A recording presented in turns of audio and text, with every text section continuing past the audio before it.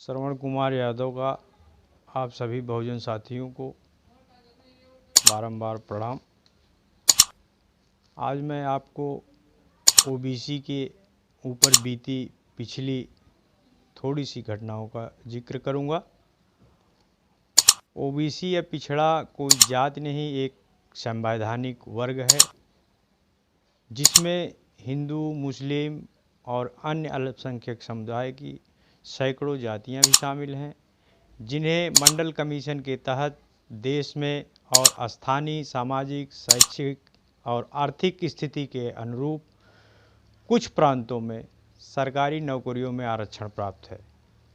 इसमें से नाई, कहार, कुम्हार, कानू, गुजरा, कबाड़ी, मल्लाह, तांती, नट, बंजारा, जुलाहा, धुनिया, धोबी, मुसलमान, धनकर, लोहार आदि ऐसी सैकड़ों कामगार जातियां हैं जिनकी स्थिति दलितों से भी बदतर है। यह सच है कि दलित अछूत समझे जाते थे और सवर्ण समाज उनसे घृणा की दृष्टि से देखता था। सदियों तक वे अपमान और वर्ण व्यवस्था जनित अमानवीय शोषण और यातनाओं के शिकार हुए, पर पिछड़े समाज के लोग सवर्ण समाज के सीधे संपर्क में रहे। उनके दास, दासी और मजदूर बनकर दलितों में भी अधिक सामंती जुल्म सहे, बेकारियां की, परिवार सहित दिन रात उनकी सेवा की।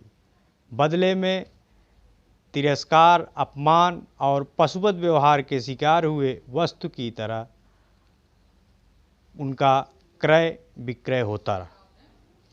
दहेज के रूप में इनकी बहू बेटियों, मालिकों की बेटियों की बेटों की दासी बनकर उनके ससुराल जाती रही और उनकी रखैल का जीवन जीती रही। इन शूद्रों से व्यक्तिगत संपत्ति का अधिकार भी छीन लिया गया। इन्हें सदियों तक गुलामों की जिंदगी जीनी पड़ी। गांव में हाल हाल तक वे बंधुआ मजदूरी की जिंदगी जीते रहे। खोजने पर छिटपुट उदाहरण आज भी मिल जाया करते हैं। जीविका का कोई अन्य विकल्प नहीं होने के कारण वे दुख, अपमान सहकर भी मालिकों की सेवा में लगे रहते थे।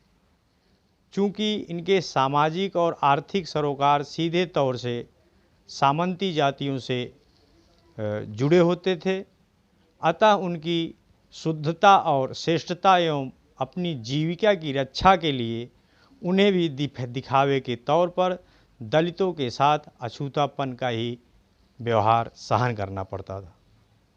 यह मनवाद की श्रेणीगत असमानता थी जो ऊपर से नीचे तक हर जाति में व्याप्त थी, किंतु पिछड़ी जातियों के मन में दलितों के प्रति हमेशा सहानुभूति और उदारता बनी रहती थी।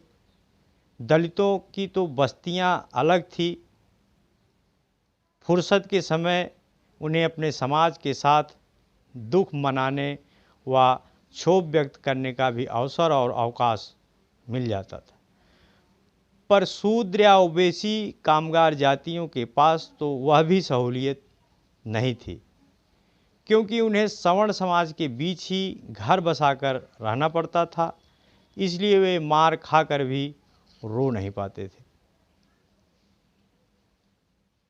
यशपाल जी की एक कहानी है, दुख का अधिकार, जिसमें तरबूज बेचने वाली एक औरत बाजार में बैठे तरबूज भी बेच रही है और रो भी रही है। कल ही सांप काटने से उसके बेटे की मृत्यु हो गई थी। वह तरबूज काटने खेत में गया था। वहीं एक विषैला सांप तरबूज के लतर में छिपा हुआ था।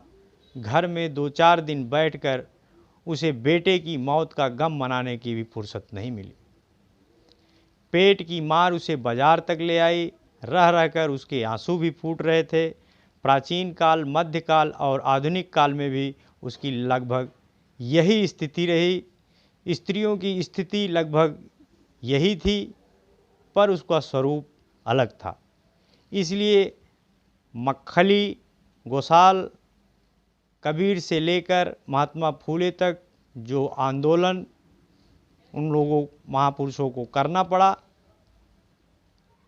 वे बाबा साहब के आंदोलन के पूरक तो बने लेकिन समांतर नहीं हो पाए। परिणाम स्वरूप बाबा साहब भीमराव अंबेडकर को संविधान में अन्य पिछड़ा वर्ग नामक अध्याय धारा 340 को भी जोड़ना पड़ा।